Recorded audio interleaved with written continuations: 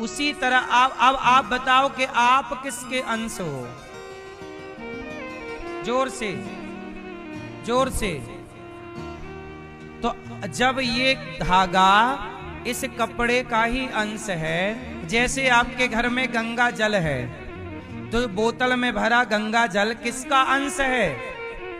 गंगा का। गंगा का अंश ही तो गंगा जल है, गंगा का ही अंश है। अब नाला कहे कि नहीं ये तो हमारा रिश्तेदार है, बताओ हो सकता है? जैसे गंगा का जल बोतल में भरा है, वो गंगा का ही अंश है। पीपल का पत्ता कहीं भी रहे, पीपल का ही तो कहलाएगा, बेर का पत्ता तो ना हो जाएगा कि बबूल का बन जाएगा। पीपल का पत्ता कहीं भी रहे किसका कहलाएगा? हाँ, तो आप ईश्वर के अंश हैं, तो आप ईश्वर के हैं, संसार के कब से हो गए? बताओ ना, आप किसके हो? जोर से। आप भगवान के थे, हो और रहोगे, लेकिन आप क्या कह रहे हो? मैं तो इनका हूं, मैं तो इनका हूं, ये मेरे हैं, ये मेरे पति, ये मेरी पत्नी, ये मेरा परिवार। आप तो यहां के बयान बदल लिए, ये मेरा है।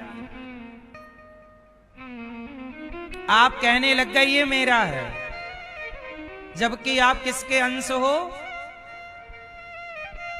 तो आप क्यों कहते हो कि मैं इनका हूं, मैं इनकी हूं? क्यों? क्योंकि संसार में आते ही आपके ऊपर अज्ञान चढ़ गया है। कौन चढ़ गया? अज्ञान के कारण व्यक्ति अपने को जगत का मान लेता है, और यही अज्ञान मिटाने के लिए कोई सद्गुरु आते हैं, कोई गुरु आते हैं, सत्संग के द्वारा उस अज्ञान को मिटाते हैं और कहते हैं कि तू जगत का नहीं, तू तो जगन्नाथ का है। बस इतना बताने का काम गुरु का है। इस अज्ञान की परत को हटाने का काम कि तेरा रिश्ता यहां नहीं, इनसे है। समझ में आ रही है कि नहीं? मैया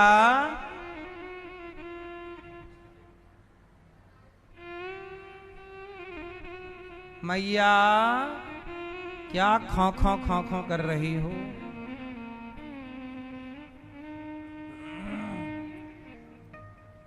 गोपियां ये जान गईं कि मैं भगवान की हूं, मैं पुत्र की, पति की, परिवार की नहीं हूं। आप लोग भी अपनी जिम्मेदारियां पूरी करना, अच्छी मां बनकर, अच्छी पत्नी बनकर। इसका मतलब ये नहीं है कि आप सब छोड़ दो, मैं ये नहीं कह रहा हूं कि सब छोड़ दो, नहीं, मैं ये कह रहा हूं कि सारा काम करते हुए, कर्तव्य करते हुए चिंतन भगवान का ये याद रखो कि मैं इनकी नहीं। व्यवहार में तो कहना पड़ेगा कि मैं फलाने की पत्नी हूं, मैं फलाने की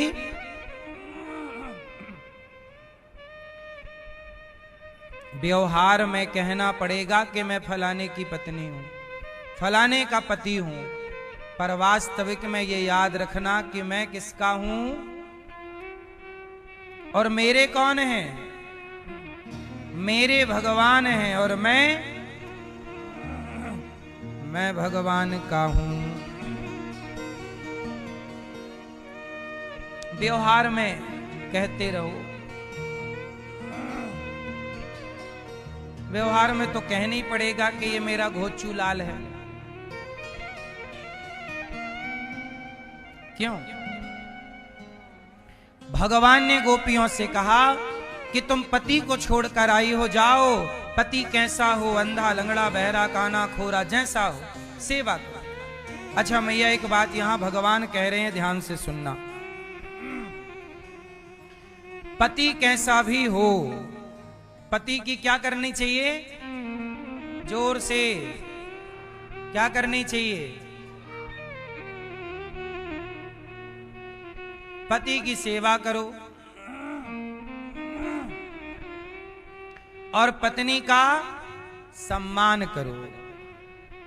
पत्नी का सम्मान करो और पति की, और जरूरत पड़े तो पत्नी की भी सेवा करो।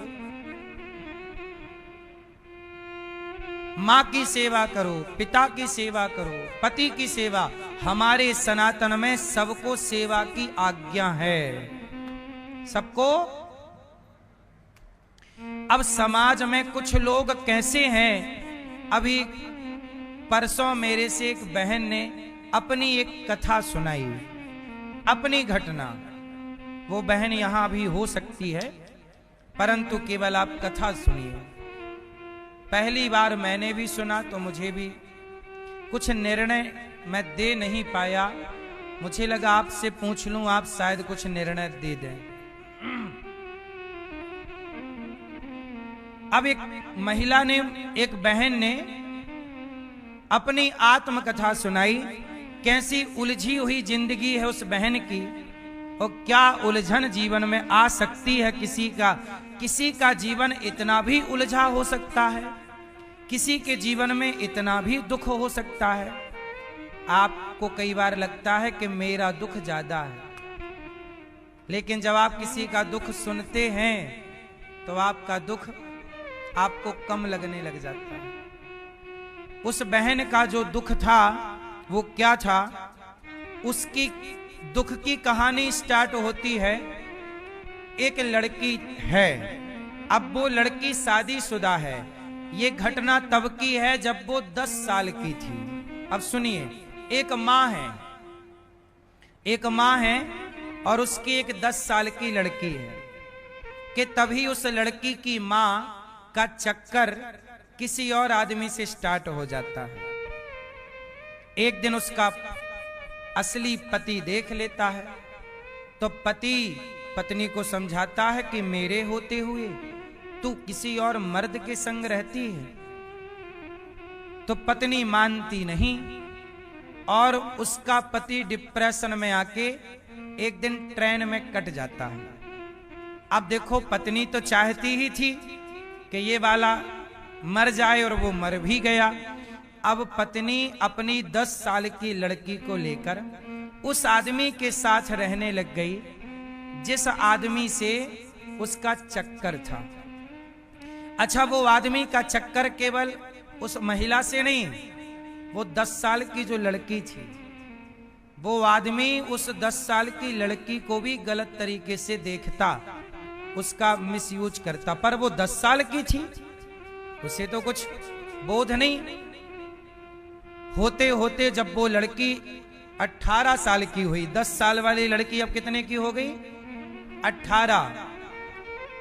तो लड़की की जो माँ है, अच्छा वो जब लड़की के साथ उसका, अब तो वो रिश्ते में उसका बाप लगा ना, क्योंकि अब दोनों ने क्या कर लिया, लगभग शादी कर ली। अब वो उसका बाप लगा, पर वो बाप ही अपनी उस बेटी के साथ जब दुराचार करने का प्रयास करता तो वो लड़की अपनी माँ से बताती तो माँ उसे डांट देती, चुप कुछ मत बोलना। अब हुआ क्या कि जब लड़की 18 साल की हुई तो इस लड़की का ब्याह अपनी माँ ने अपने चक्कर चलने वाले आदमी के बेटे से कर दिया और उससे ब्याह कर दिया। मतलब एक तरह से वह लड़का उसका रिश्ते में क्या लगा, भाई लगा। चूंकि जिससे चक्कर था उसे लगा कि भाई तू तो चक्कर वाली है, कोई शादी तो की नहीं होगी, उसने दिखावे के लिए कर लिया होगा, भगवान जाने क्या। अब कर दिया ब्याह। अब ब्याह इसलिए कर लिया कि ये भी यहीं रहेगी, इसकी माँ भी रहेगी।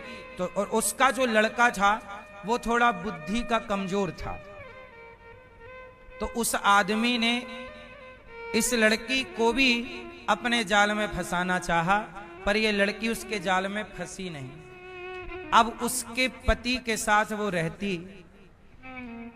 अब देखो, इसकी मां, लड़की की मां उसे अपना पति भी कहती और रिश्ते में वो उसका समधी भी लग गया।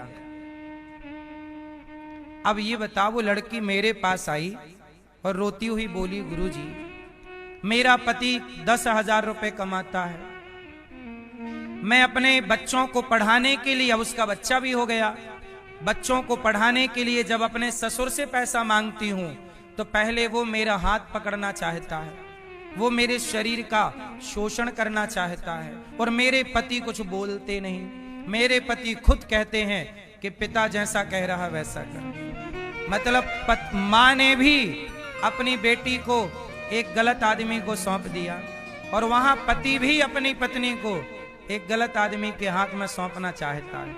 वो आज तक बचती बचाती अब रो रही है। अब आप ही बताइए कि उसे क्या करना चाहिए। उसने मेरे से कहा कि मैं क्या करूं। मैंने उससे कहा कि तुम अपने पति को लेके आना। मैंने कहा तुम्हारा पति अच्छा है? बोले अच्छे तो हैं, बड़े सीधे हैं, भोला बहुत है मेरा पति। मैंने कहा ले आना, समझा के तुम अपने पति को लेकर किसी दूसरे शहर शिफ्ट हो जाओ और वहां घर बसाओ अपना जीवन पति के साथ। पति तो अच्छा है पर ससुर गलत नजर रखता है। मां को बताए तो मां भी नहीं सुनती, क्योंकि मां का चक्कर ऑलरेडी इसके ससुर से पहले से है। अब देखो, वो एक लड़की जो 10 साल से पिस रही है, आज शादी होने, आज वो 25 साल की है, आज तक पिस रही है, कोई दूर दूर तक समाधान नजर नहीं आता। अब ये बताओ कि वो लड़की क्यों पिस रही है, गलती किसकी है? उत्तर दो जोर से। किसकी गलती? वो अपनी मां की गलती से। ये पूरी कथा मैंने इसलिए सुनाई कि कई बार आप लोग किसी और आदमी से चक्कर चालू कर देती हो, या पुरुष भी किसी और स्त्री से चक्कर चालू कर देते हैं। आपके जो छोटे छोटे बच्चे आज हैं, वो कल उन बच्चों के साथ क्या होगा आपने नहीं सोचा। अपने इस चमड़ी के सुख के लिए इन बच्चों का जीवन दांव में ना लगाओ। जो पति है, जो पत्नी है, अब उसी को निभाना चाहिए। उसे छोड़कर किसी और के संग रहोगे तो उस लड़की को या उस लड़के को सौतेला बाप मिलेगा या सौतेली मां मिलेगी। और सौतेला बाप अपनी बेटी पर, सौतेली बेटी पर कहां अच्छी नजर रखेगा? वो तो ये भीतर से जानता है ना कि ये तो मेरी बेटी है ही नहीं, तो वो तो उसके साथ गलत नजर ही रखेगा। 99% सौतेले पिता अपनी बेटियों के साथ ऐसी नजरें रखते हैं। कितने केस ऐसे मेरे पास आते हैं, पर ये किसे कहा जाए, कौन सुने? आजकल तो भारत का संविधान कानून भी इजाजत दे रहा है। आपको एक नया कानून पता चला? अभी नया कानून ये आया है कि आप अपने पति के होते हुए एक और आदमी से चक्कर चला सकते हैं, और पुरुष भी अपनी पत्नी के होते हुए किसी के साथ लिव इन में रह सकता है। कोई ऐतराज नहीं, कानून इजाजत दे रहा है, कानून इजाजत दे रहा है लिव इन में रहने की। पर हमारा धर्म इजाजत, अरे कानून आपको चरित्रहीन बनाना चाहता है, पर धर्म आपको चरित्रवान बनाना चाहता। यही अंतर है कानून में और धर्म में। संविधान आपको चरित्रहीन बनाना चाहता है। संविधान इजाजत दे रहा है कि आप किसी के साथ लिव इन में अपनी पत्नी के होते हुए भी रह सकते हैं, पति के होते हुए भी लड़की रह सकती है, लड़का रह सकता है। अब बताओ ये धर्म है कि अधर्म है? आपने सुना ऐसा कानून बना है? किस किस ने सुना है? ऐसा ना हो कि आप सोचो कि महाराज जी बता रहे हैं, बस सुना है। ये अभी आया है, 1 महीने 2 महीने हुए इसको संविधान में जोड़ दिया गया। नया कानून है, ये नई खबर है। चक्कर वक्कर चल रहा हो तो आप सरकार को सूचित कर सकते हैं, सरकार अपना एक सिपाही भेज के आपके चक्कर की रक्षा करेगी। हाँ, सरकार कहती है मैं रक्षा करूंगी, डंडा लेके तुम करो अपना चक्कर चलाओ। सही है गलत है? मैया अब आपके पति को यह इजाजत है कि वो पड़ोसन को देख सकता है, संविधान इजाजत दे रहा है। और आपकी पत्नी को भी ये इजाजत है कि वो पड़ोसी को देख सकती है। अब कानून इजाजत दे रहा है, पर सनातन संस्कृति ये इजाजत नहीं देती। इसका मतलब ये हुआ कि आप सबसे मेरी प्रार्थना है कि जो आपके पति पत्नी के रिश्ते हैं उन्हें बेहतर बनाओ। आपकी गलती की सजा कहीं जिंदगी भर आपके बच्चों को ना भोगनी पड़े, जहां उनकी कोई गलती नहीं।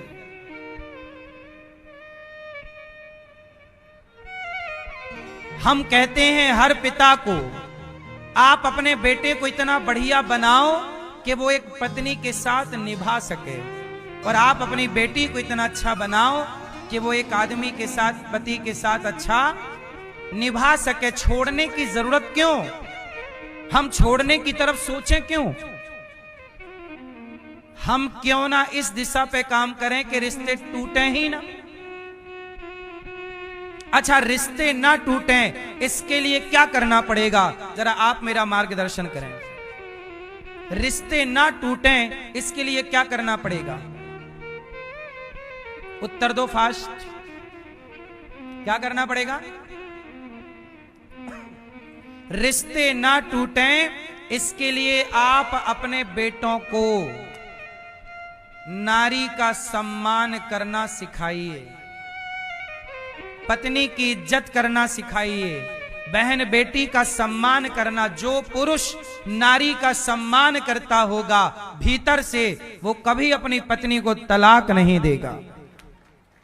नारी की इज्जत तो यही है ना। तो आप अपने बेटों को नारी का सम्मान करना सिखाइए।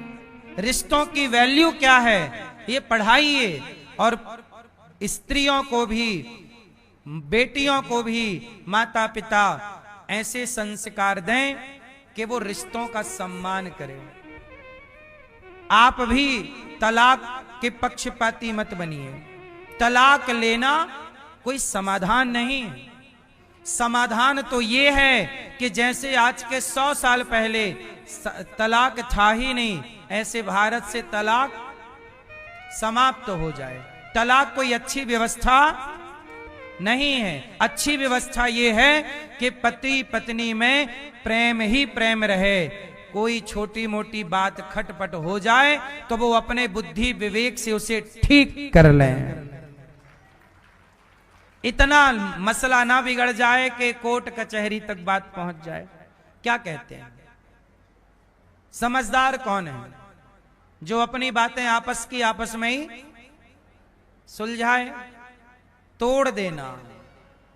रही मन धागा प्रेम का, मत तोड़ो चटकाए। क्योंकि आपको तलाक लेकर भी किसी और पुरुष या किसी और स्त्री के पास जाना ही पड़ता है।